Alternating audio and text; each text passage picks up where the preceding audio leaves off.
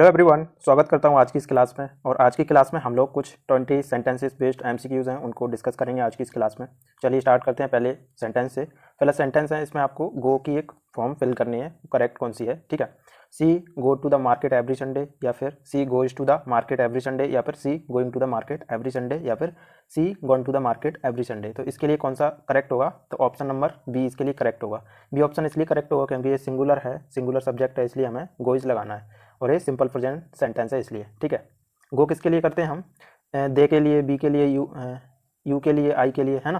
तो इसके लिए आप गो का यूज करेंगे। ही, सी और इट के लिए आप किसका यूज करेंगे? एक सिंगुलर सब्जेक्ट के लिए आप गो इसका यूज करेंगे, जो कि इसकी B5 फॉर्म इसे बोलते हैं हम। ठीक है, जिसमें ES लगा होता है। तो ऑप्शन नंबर बी करेक्ट हो जाएगा। ठीक है, ऑप्शन नंबर बी इसके लिए करेक्ट होगा। नेक्स्ट है हमारा, I have never saw such a beautiful place before, या फिर I have never see such a beautiful place before, या फिर I have never seen such a beautiful place before, या फिर I have never seen such a beautiful place before. तो option number C इसके लिए correct होगा। सी इसलिए correct होगा क्योंकि ये कौन सा है?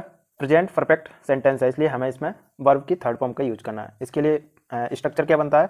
सब्जेक्ट प्लस हैज़, हैव या फिर हैड हम लगाते हैं। ठीक है, तो ये इसके लिए, फिर उसके बाद आपको वर्ब की थर्ड फॉर्म का यूज करना होता है और उसके बाद ऑब्जेक्ट होता है। ठीक है, तो ऐसे हमें इसमें वर्ब की थर्ड फॉर्म का यूज करना है क्योंकि इसमें प्रेजेंट परफेक्ट है, हैव लगा है इसलिए। ठीक है, तो ऑप्शन नंबर सी इसके लिए करेक्ट हो जाएगा। तो सी की सीन जो वर्ब की थर्ड फॉर्म है उसका हम यूज करेंगे। तो ऑप्शन नंबर सी इसके लिए करेक्ट होगा। चलिए आगे बढ़ते हैं हम। तीसरा क्या है हमारा? तीसरा है हमारा, इसमें से आपको एक करेक्ट सेंटेंस है उसको आइडेंटिफाई करना है। इन चार ऑप्शन में से कौन सा करेक्ट होगा? ऑप्शन नंबर ए में क्या है? ही डोंट लाइक आइसक्रीम, या फिर ही डजंट लाइक आइसक्रीम, या फिर ही डिडंट लाइक आइसक्रीम, या फिर ही इजंट लाइकिंग आइसक्रीम। तो ये तो ऑलरेडी गलत हो गया। ठीक है, होगा नहीं। इसके बाद ये ऑप्शन में क्या है? ही डोंट लाइक आइसक्रीम, क्योंकि ही एक क्या है? सिंगुलर सब्जेक्ट है और सिंगुलर सब्जेक्ट के साथ हम डज नॉट का यूज़ करते हैं। ठीक है, तो ये तो ऑलरेडी गलत है। इसके बाद सी ऑप्शन में क्या है? He didn't liked. अब डिडंट के बाद हम सिंपल जो बेस फॉर्म है उसका यूज करते हैं। ठीक है, तो इसमें डी लगा हुआ है और ये कौन सी है? पास्ट पार्टिसिपल वाली फॉर्म है, तो ये भी गलत हो जाएगा। तो ऑप्शन नंबर बी बचा, वो हमारा करेक्ट होगा। ही डजंट लाइक आइसक्रीम, मतलब उसे आइसक्रीम पसंद नहीं है ना। तो ये ही के साथ हम कौन सा लगाते हैं? Does not. वहीं अगर आई होता तो डोंट लगाते, यू होता, बी होता, है ना। तो ये सिंगुलर के साथ हम डज नॉट लगाएंगे, ही, सी, इट के साथ। ठीक है, तो ऑप्शन नंबर बी करेक्ट हो जाएगा। नेक्स्ट है हमारा fourth, fill in the blank है। उसमें आपको एक वर्ब है वो आपको फिल करनी है। ठीक है, by the time we arrived, मतलब जिस समय हम पहुंचे। द मूवी, अब इसमें आपको फिल करना है हैड ऑलरेडी स्टार्टेड, या फिर the movie have already started, या फिर the movie has already started, या फिर the movie was already started. तो ऑप्शन नंबर ए इसके लिए करेक्ट होगा। ये इसलिए करेक्ट होगा क्योंकि ये कौन सा है? पास्ट परफेक्ट का सेंटेंस है। पास्ट परफेक्ट का मतलब जैसे हम वहाँ पे पहुँचे उससे पहले ही मूवी स्टार्ट हो गई थी, हमारे पहुँचने से पहले ही मूवी स्टार्ट हो चुकी थी इस सेंस के लिए आपको हैड का यूज करना है। ठीक है, क्योंकि ये पास्ट परफेक्ट का है। पास्ट परफेक्ट में क्या होता है? कोई एक एक्शन होती है, उससे पहले कोई दूसरी एक्शन है वो ऑलरेडी स्टार्ट हो चुकी है, उसकी सिचुएशन के लिए हम यूज करते हैं हैड का। ठीक है, हैड हमें वर्ब का यूज करना है। ठीक है, तो आगे बढ़ते हैं। इसके लिए ऑप्शन नंबर ए करेक्ट था। ठीक है, नेक्स्ट हमारा 5वें नंबर का, इफ़ आई, अब इसमें आपको एक फिल करना है verb. If I am rich I would travel the world, या फिर if I were rich I would travel the world, या फिर if I was rich I would travel the world, या फिर if I we rich I would travel the world. तो option number कौन सा correct होगा इसके लिए? ऑप्शन नंबर बी इसके लिए करेक्ट हो जाएगा। If I were rich I would travel the world, तो बी ऑप्शन इसके लिए करेक्ट होगा। बी इसलिए करेक्ट होगा क्योंकि ये कौन सा सेंटेंस है? ये कंडीशनल सेंटेंस है। अगर आपने कंडीशनल सेंटेंस वाली वीडियो देखी होगी तो आपको समझ में आ गया होगा। ठीक है, ये कौन सा है? कंडीशनल। और कंडीशनल में कौन सा है? ये है सेकंड कंडीशनल। ठीक है, 4 तरह के कंडीशनल होते हैं, zero conditional, first conditional, second conditional और थर्ड कंडीशनल। तो इसके लिए बी ऑप्शन करेक्ट हो जाएगा। ये कौन सा है? सेकंड कंडीशनल है। सेकंड कंडीशनल में होता क्या है? एक हम अनरियल सिचुएशन है उसको इमेजिन करते हैं। ठीक है, एक अनरियल सिचुएशन होगा उसको आप इमेजिन करेंगे और वो इमेजिनेशन है वो रियल में नहीं है, केवल आप उसमें अज्यूम कर रहे हैं। एक अनरियल सिचुएशन को आप इमेजिन कर रहे हैं कि मैं ऐसा होता तो वैसा करता, लेकिन वैसा नहीं है, इसलिए वो बोल रहा है।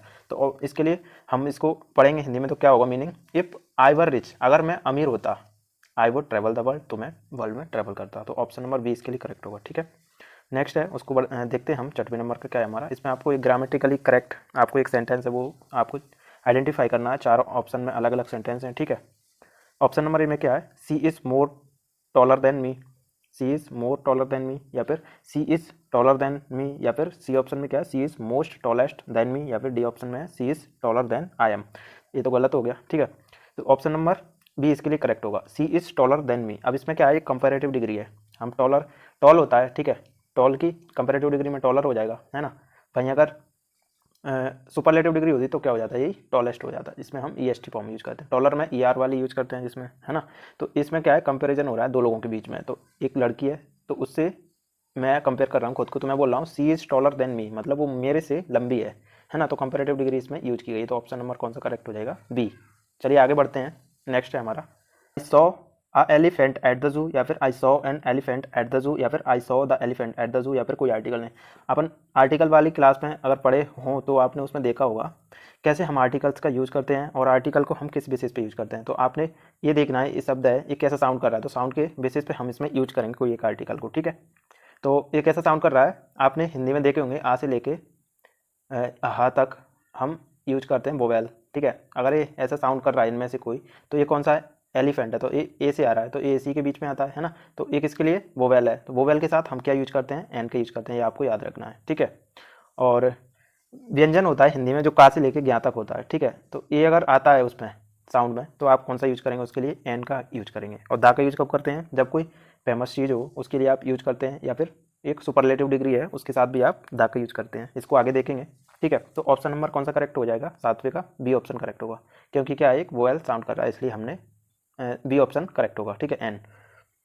आई saw an elephant at the zoo, ठीक है। आठवां है हमारा, she is afraid on spiders, या फिर she is afraid with spiders, या फिर she is afraid of spiders, या फिर she is afraid to spiders. तो आपको एक चीज़ ध्यान रखना है, जब भी अफ्रेड आएगा, अफ्रेड के साथ आपको एक प्रपोजिशन है ऑफ, उसी का यूज करना है, ठीक है। तो ऑप्शन नंबर सी इसके लिए करेक्ट हो जाएगा। हमेशा याद रखना, अफ्रेड के साथ ऑफ प्रपोजिशन का यूज हम करते हैं, ठीक है।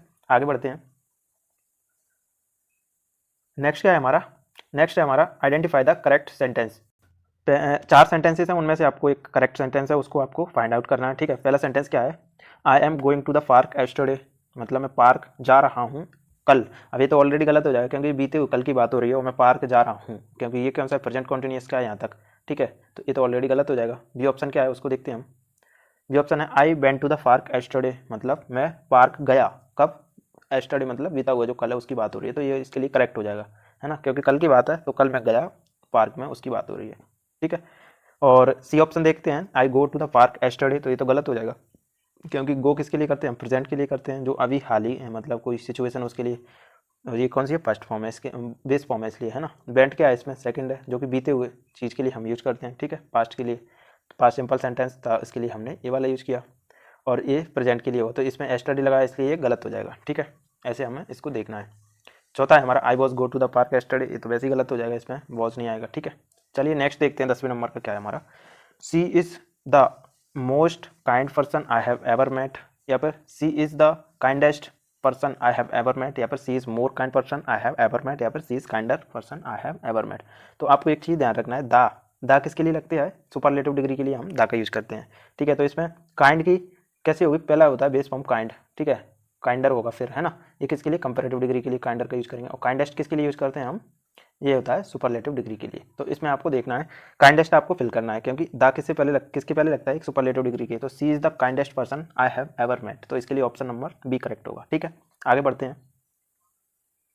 11 नंबर का है हमारा, आपको इसमें से करेक्ट वर्ब का चूज़ करना है, करेक्ट वर्ब को, ठीक है। तो हम पढ़ते हैं इस सेंटेंस को, I lost my keys I can't find them anywhere, मतलब मैं अपनी चाबियों को खो चुका हूँ और वो मुझे कहीं पे मिल नहीं रही है ना। या फिर हैव लॉस्ट आएगा, या फिर हैड लॉस्ट आएगा, या फिर वॉज लूजिंग आएगा। तो इसके लिए ऑप्शन नंबर कौन सा करेक्ट होगा, बी ऑप्शन इसके लिए करेक्ट हो जाएगा, आई हैव लॉस्ट, क्योंकि क्या है, मैं अभी खो चुका हूँ उनको, है ना। तो ये अभी की हाल ही की सिचुएशन है, मैं खो चुका हूँ, तो मैं आप हैव लॉस्ट इसको मतलब फिल करना पड़ेगा इसमें, ठीक है। तो ऑप्शन नंबर बी इसके लिए करेक्ट होगा, I have lost my keys I can't find them anywhere, मुझे कहीं नहीं मिल रही है वो, है ना, या फिर नहीं मिल सकती, ठीक है। तो ऑप्शन नंबर कौन सा होगा, बी ऑप्शन करेक्ट हो जाएगा। नेक्स्ट पढ़ते हैं 12 नंबर में। 12 क्या है हमारा, विच sentence is in the passive voice, आपको पैसिव वॉइस में एक सेंटेंस है उसको आपको पहचानना है इन चार में से। तो ऑप्शन नंबर ए में क्या है, सी रोट अ लेटर। आपको पता है एक सब्जेक्ट होता है, सब्जेक्टिव के बाद कभी ये नहीं लगेगा, ठीक है, क्योंकि वो खुद ने ही लिखा है, ऐसा नहीं, मतलब पैसिव वॉइस में ऐसा होता है ना, किसी के द्वारा किया गया है काम, उसको मेंशन नहीं किया जाए उसमें, है ना, ठीक है।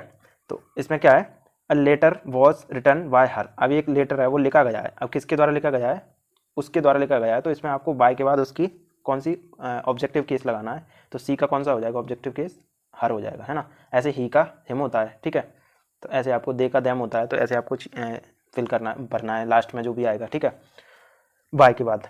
तो इसमें कौन सा होगा, a letter was written by her, एक जो लेटर है वो किसके द्वारा लिखा गया है, उसके द्वारा लिखा गया है ना। एक पास्ट का है इसलिए हमने इसमें वॉज का यूज किया है, ठीक है। तो ऑप्शन नंबर बी करेक्ट होगा। नेक्स्ट बढ़ते हैं हम आगे। 30 नंबर का क्या है हमारा, आई स्टेड एट होम। इसमें आपको एक करेक्ट कंजंक्शन है वो फिल करना है। I stayed at home because it was raining, या फिर I stayed at home so it was raining, या फिर I stayed at home and it was raining, या फिर I stayed at home but it was raining. तो option number A correct हो जाएगा, क्योंकि एक रीज़न है, रीज़न के लिए आपने बिकॉज का यूज़ किया है, ठीक है। I stayed at home because it was raining, क्योंकि बारिश हो रही है ना, इसलिए मैं घर पर ही रहा, ठीक है। बारिश ही हो रही थी इसलिए मैं घर पर ही रहा। तो इसमें आपको बिकॉज जो कंजंक्शन उसको फिल करना है, तो ऑप्शन नंबर ए करेक्ट होगा। नेक्स्ट है हमारा 40 नंबर। आपको इसमें करेक्ट प्रोनाउन आपको फिल करना है इसमें, ठीक है। दिस बुक बिलोंग्स टू आई, या फिर मी, या फिर माइन, या फिर माइन सेल्फ। तो ये इसके लिए क्या होगा, प्रोनाउन होगा आई का, है ना। तो आपको इसको फिल करना है इसमें, ठीक है। This book is belongs to me, option number B correct होगा। नेक्स्ट आगे बढ़ते हैं हम। Select the correct form of adjectives. Adjective के लिए आपके करेक्ट फॉर्म है वो आपको फिल करना है इसमें, ठीक है। एडजेक्टिव की करेक्ट फॉर्म आपको फिल करना है। बैड है, वर्स है, वर्स्ट है, या फिर बेडेस्ट है, तो आपको इसमें फिल करना है। तो अब हम पढ़ते हैं इस सेंटेंस को। दिस इज द, अब द लग गया तो ये क्या है, एक सुपरलेटिव डिग्री के लिए हम यूज़ करते हैं द, है ना। तो डिग्री क्या होगी, बैड की, वर्स होगी, वर्स्ट होगी, या फिर बेडेस्ट होगी। तो ऑप्शन नंबर कौन सा करेक्ट होगा इसके लिए, ऑप्शन नंबर होगा ऑप्शन नंबर सी इसके लिए करेक्ट हो जाएगा, क्योंकि जब हम सुपरलेटिव डिग्री पढ़ते हैं तो उसमें आपको एस टी वाली जो फॉर्म है ना, और तो उसको यूज करते हैं आप, ठीक है। वर्स्ट किसके लिए करते हैं, कंपैरेटिव के लिए करते हैं ना। तो आपको ऑप्शन नंबर सी इसके लिए करेक्ट होगा, ठीक है। This is the worst movie I have ever seen, यह सबसे बेकार मूवी है अभी तक की जो मैंने देखी है, ठीक है। ऐसे आप इसको पढ़ेंगे। नेक्स्ट है 16 number, identify the correct sentence. तो आपको एक करेक्ट सेंटेंस है वो आपको इसमें आइडेंटिफाई करना है। ऑप्शन नंबर ए क्या है, they has completed there project. ये तो ऑलरेडी गलत हो जाएगा, दे के साथ क्या लगता है, और ये कौन सा है, परफेक्ट सेंटेंस है ना। परफेक्ट के लिए आप यूज करेंगे तो दे किसके साथ, दे के साथ क्या आता है, दे एक प्लूरल सब्जेक्ट है, इसके साथ आपको हैव लगाना होगा, ठीक है। तो ए ऑप्शन तो ऑलरेडी गलत हो गया। बी ऑप्शन देखते हैं, they have completed there project, तो ये इसके लिए करेक्ट हो जाएगा, ठीक है। इसमें हैव लगेगा एक प्लूरल सब्जेक्ट के लिए, ठीक है। और ये कौन सी है, इसमें V3 हमने यूज किया है। तो ऐसे आपको इसको समझना है। चलिए आगे बढ़ते हैं हम। फिल इन द ब्लैंक में आपको क्या एक करेक्ट सेंटेंस है वो आपको बनाना है इसको, ठीक है। When we reached the station, जब हम स्टेशन पर पहुंचे, ठीक है। द ट्रेन लेफ्ट, या फिर द ट्रेन लीव्स, या फिर द ट्रेन हैड लेफ्ट, या फिर विल लीव। तो ऑप्शन नंबर सी करेक्ट होगा, क्योंकि ये कौन सा है, एक परफेक्ट सेंटेंस है। कौन सा है ये, पास्ट का। पास्ट परफेक्ट में क्या होता है, दो एक्शन होती हैं, एक के बाद एक ऐसे करके दो एक्शन हो रही हैं। तो एक एक्शन ऑलरेडी हो चुकी होगी, फिर उसके बाद एक एक्शन होगी तुरंत। तो दो दो एक्शन के लिए आपको बताना होगा तो वो कौन सा परफेक्ट में होगा, क्योंकि एक एक्शन ऑलरेडी हो चुकी होगी जब दूसरी एक्शन होने वाली हो तब। तो इसमें क्या है, जैसे हम वहाँ पर पहुँचे वो ट्रेन है क्या ऑलरेडी जा चुकी थी, तो ये क्या एक परफेक्ट है। कौन सा, ये पास्ट परफेक्ट है। तो इसके लिए ऑप्शन नंबर सी इसके लिए करेक्ट होगा। When we reach the station the train had left, ठीक है।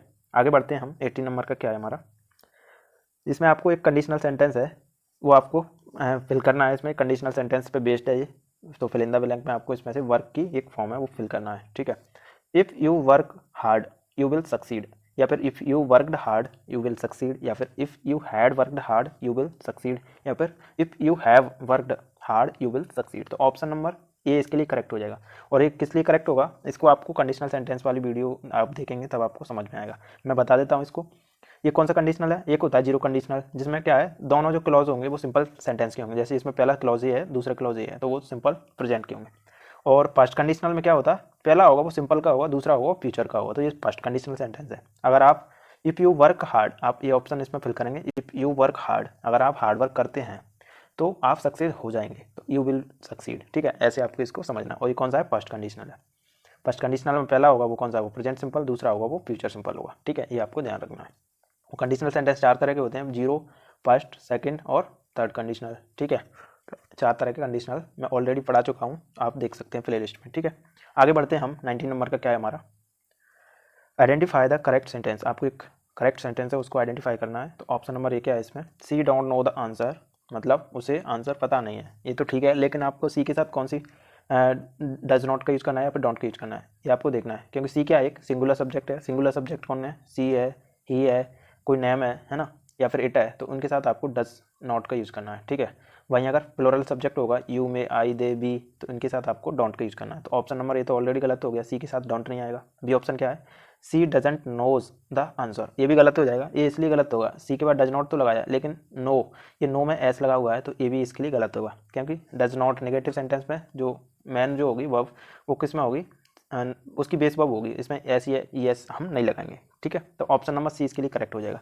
सी डजेंट नो द आंसर है ना, नेगेटिव में ऑलरेडी है तो इसको हम हटा देंगे, ऐसे इसमें से नो नो रखेंगे, इसको नोज नहीं रखेंगे, ठीक है। तो ऑप्शन नंबर सी करेक्ट हो जाएगा। नेक्स्ट है हमारा 20 नंबर का क्या है, neither of the voice is guilty या फिर आर गिल्टी या फिर वर गिल्टी या फिर बी गिल्टी। आपको ध्यान रखना है नाइदर आइदर में से अगर कई लोगों में से बात हो रही है तो नाइदर और आइदर ऐसा करके आए, और बॉयज़ बॉयज़ एक क्या है, यहाँ पर बॉयज़ आपको लग रहा होगा कि एक प्लूरल है तो इसके लिए हम आर लगाएंगे, लेकिन ऐसा नहीं है, आपको इसमें इसको फिल करना है, ठीक है। Neither of the voice is guilty मतलब बॉयज़ में से कोई भी मतलब गिल्टी नहीं है, ठीक है। तो ऑप्शन नंबर ए इसके लिए करेक्ट हो जाएगा। तो आज की इस क्लास में हमने 20 सेंटेंसेस पे बेस्ड MCQs थे उनको डिस्कस किया, और आज की क्लास में इतना ही। चलिए इसको बाइंड अप करते हैं।